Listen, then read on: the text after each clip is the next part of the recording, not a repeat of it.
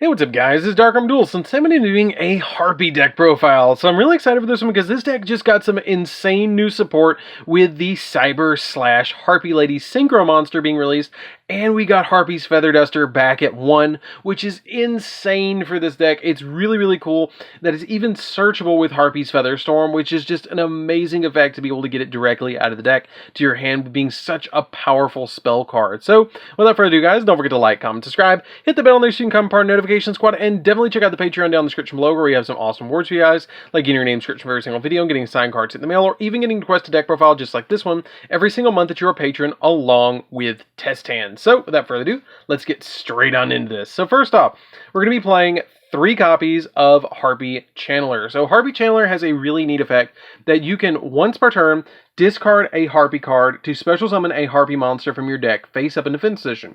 And her level becomes 7 while you have a dragon on your side of the field as well, so she works really well with Harpie's pet dragon.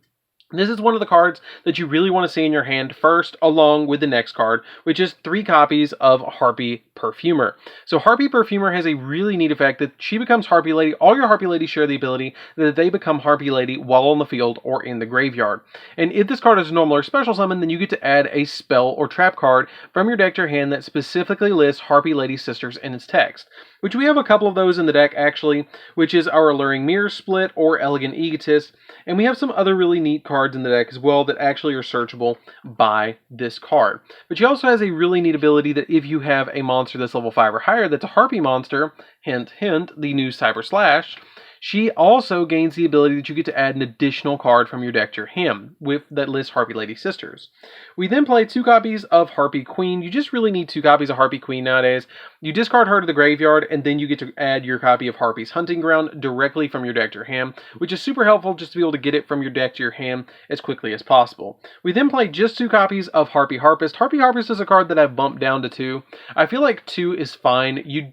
I do like to discard it to the graveyard with my copy of Channeler to be able to summon out Perfumer, which then searches me a card from my deck to my hand, and then during the end phase, your Harpie Harpist will trigger, and her effect will let you add a Winged Beast that's level 4 that has 1500 or less attack from your deck to your hand, which is another copy of Channeler, and then you can start rolling your plays again. We then play for the 1 of Harpies. We play just a single copy of Harpie Oracle. She has a really neat effect that if this card is normal summoned or special summoned, you can add a spell or trap from your graveyard to your hand that specifically lists Harpie Lady Sisters in its text during the end phase. Or if you control a Harpie Lady or a Harpie monster that's level 5 or higher, then you can special summon her from your hand, which is really cool. It combos well, again, with the Cyber/Harpie Lady, and it combos really well with our pet dragon. We then play a single copy of Harpie Dancer. I still like the 1 Dancer, because being able to pop multiple cards on your opponent's side of the field off of a normal summon, or pop a copy of like your Hysteric Sign and your Alluring Mirror Split on your side of the field with Hunting Grounds is really nice to be able to get all those pluses on your side of the field.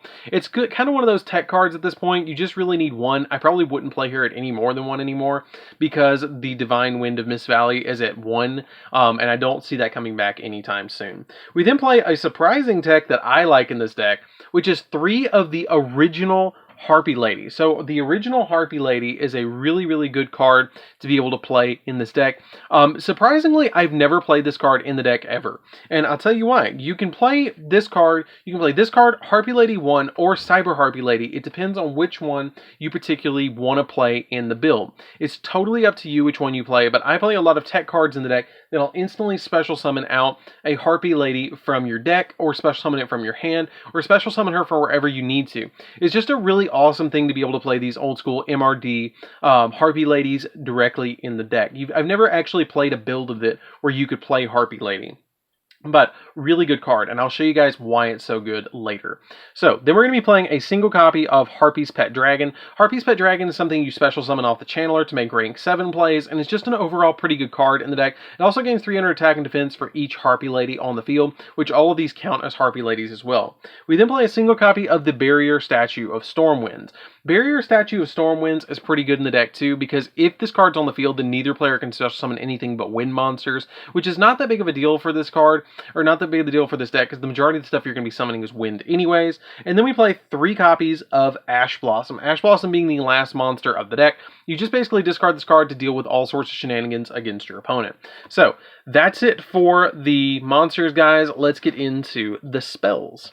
So for the spells, we're going to be playing a single copy of Double or Nothing. Double or Nothing is super helpful in the deck because you can summon out a copy of Utopia Double from your deck, from your extra deck, and be able to OTK your opponent with the Utopia Double and Utopia package, because a lot of your Harpie monsters don't get bigger than like 3k, or even a little bit bigger than that. They usually don't get that much bigger. So you want to be able to have the Double or Nothing to be able to just stop your opponent from OTKing you by OTKing them yourselves. We then play a single copy of Harpie's Feather Duster, which just deals with all the back row against your opponent.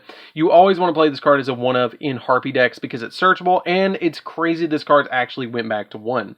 We then play a single copy of Alluring Mirror Split. I bumped Alluring Mirror Split down to 1 in this deck.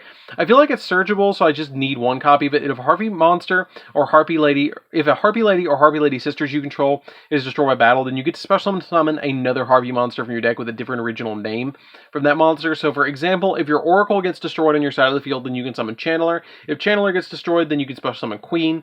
It's kind of like, just look at the mirror where you can summon Cyber, and then Queen, and then Harpist, and then, or not Harpist, but Channeler, and then you go from there. And it kind of like is like Mirror Wall in a way. It also has the ability that if this card is destroyed by a Harpie card, then you get to target 1 Harpie in your graveyard and special summon it, but you can only use each effect of it once per turn. We then play 2 copies of Hunting Ground. Hunting Ground increases the attack of all your winged beasts by 200 points, which is pretty good.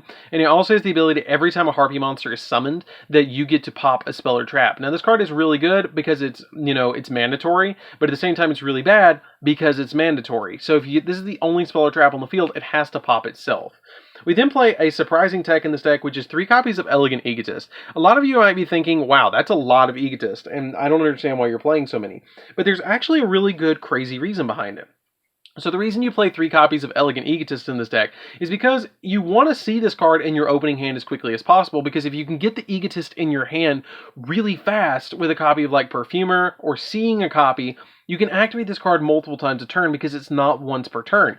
And you can just normal summon any Harpie Lady. You can bait out an Ash with this. You can just normal summon out like a Channeler, discard a Harpie from hand, special summon a Pet Dragon from deck, activate a copy, or special summon a Perfumer from deck, already have one of these in your hand, and then get out a copy of a Harpie Lady from the deck, and then activate the second Egotist that you searched off the Perfumer, and you have 4 monsters on your field right off the bat, which can get you into a Cyber Slash and a Link monster as well, or an XYZ monster, which is just insane to get all those Harpies out on your side of the field. We then play also 3 copies of Unexpected Die. I might drop this down to 2. I don't really know. I want to see it as quickly as possible because A, it baits Ash, and B, it's really good to be able to open this card. It makes your vanilla Harpie Lady a copy of Cyber Dragon, essentially, for this card. It just special summons her directly from the deck, which is why she is so good in this deck, because you can use her with your copy of Egotist, and you can use her with your Unexpected Die, just to get those Harpies out of your deck as quickly as possible and onto the field, so you can start using them as Link material, Synchro material, XYZ material, whatever kind of material that you need, she's there for you. We then play 3 copies of the Hysteric Sign. When this card is activated, you get to grab an Elegant Egotist from your deck. It also has the ability that if this card is destroyed and sent to the graveyard, you get to add 3 Harpie cards with different names from your deck to your hand, which is Harpie Feather Duster. You can add Harpie's Feather Storm, or you can add any Harpie monster from your deck to your hand that you particularly need, but you can only activate either or effects per turn. We then play a single copy of Call by the Grave because we can only play 1 Call by the Grave now, but I'm kind of baiting out the hand traps anyways with Unexpected Die and the copy of Egotist, so it's okay, and it's totally fine to play the deck just like this with just 1 Call by the Grave. It doesn't really hurt the deck so much anymore, and we can kind of play through hand traps now, unless they have like 4 hand traps, and then it's like, ooh, this is bad. So that's it for the spells. Let's get into the traps. So for the traps, we're going to be playing 3 copies of Harpie's Feather Storm and 2 copies of Hysteric Party. So Hysteric Party is essentially like a massive call by the Call of the Haunted. You just discard a card from your hand to special summon as many Harpie Ladies from your graveyard as possible, and all of your Harpie monsters in the entire main deck besides Pet Dragon count as Harpie Lady while on the field or in the graveyard, so you just get to special summon all of them back. So the card's really good as a 2-of. And then Harpie's Feather Storm says, if you control a winged beast monster until the end phase of the turn, you negate negate any monster effect your opponent activates, and if you control a Harpie monster, you can activate this card from your hand, and if this card in its owner's possession in the spell and trap card zone is destroyed by an opponent's card effect, it has to be your opponent, not you, with like Hunting Ground, you can add a Harpie's Feather Duster from your deck to your hand, which is really, really, really good. So that's it for the main deck, guys. Let's get into the extra deck. So for the extra deck, I'm playing 2 of the brand new Harpies Cyber Harpie or Cyber slash Harpie Lady. I'll get it right eventually. This card's really good because if you have 2 Harpies on your field, you can consider one of them as a tuner monster, which is pretty good to be able to just get those Harpie monsters onto your side of the field and use them as synchro material, because it's super, super, super helpful to be able to have like a copy of. She's super easy to summon as well, because you can do something really simple like normal summon out a copy of Channeler, discard any Harpie from your hand, special summon out Perfumer. The Perfumer will then search a copy of your Egotist, and then you can activate Egotist, grab out a copy of the Harpie Lady, and then if that's the only plays you have, you can treat any of these Harpies as tuners because of her effect, then just send equal levels to 8, which is these 2 monsters on your side of the field, and then you immediately get to summon her. In a long-winded kind of way, basically what she does is she can count any Harpie monster as a tuner monster to summon her, so you don't have to have a tuner in the deck, which is really cool. She also has a really cool effect. She's like a walking compulse. If a card or effect is activated and you quick effect, bounce a Harpie or a card on your opponent's side of the field back to the hand. So it's really good. We then play for the rank 7s. We play a Flare Metal. Flare Metal, every time your opponent breathes, they take 500.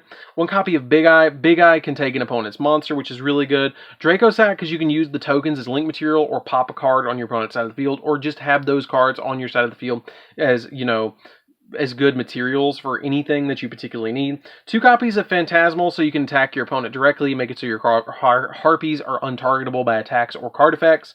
Utopia Double and Utopia. You play a single copy of Utopia Double and Utopia, so you can OTK your opponent with a double or nothing combo, where you have any two rank 4s or level 4s on your side of the field to make the Utopia Double. Detach a material, search double or nothing, attack your opponent with the Utopia that's been attached on top of it at 5,000. Detach a material off the Utopia, drop the double or nothing and hit him for 10,000.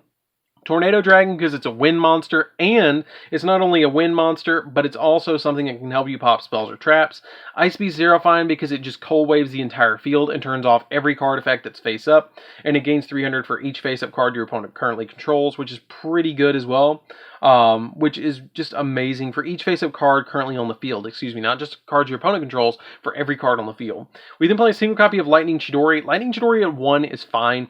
When this card is XZ summoned, you get to target a set card your opponent controls and return it to their hand, and then you can detach a material from this card to target a face-up card your opponent controls and return it to the hand, which is good as well. I really like that effect as well. We play a single copy of number 60, so you can double the attack of a monster, draw 2, discard 1, or special summon something from grave. The Smorg Link monster to summon out the barrier statue during the end phase. And something really interesting, I will be having more test hands of this deck coming up soon. This card comes up so much, it's ridiculous. And actually what's really cool is when you summon this card, it's during either player's end phase that you get to special summon a Wing Beast from the deck. So if your opponent doesn't deal with this card, then you can just get special summon another Wing Beast, which is pretty cool.